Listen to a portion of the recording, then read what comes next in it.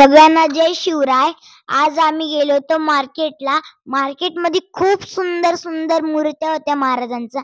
नंतर ना माळवी होत्या, महाराजांची राजमुद्रा बी होती. इथं खूप साऱ्या ना मूर्त्या होत्या, खूप सुंदर होत्या. इथं ना मस्त मस्त झेंडे होते. नंतर आम्ही खूप भारी भारी झेंडे बघितले. नंतर आम्ही मार्केटला गेलो. आम्ही भाजीपाला घेतला. नंतर दुसऱ्या दुकानात गेलो. लांबूनच झेंडे बघून घेतले, पण खूप भारी होते. नंतर मोठ्या मुलांचे बी कुर्ते होते तिथं आणि छोट्या मुलांचे बी कुर्ते होते.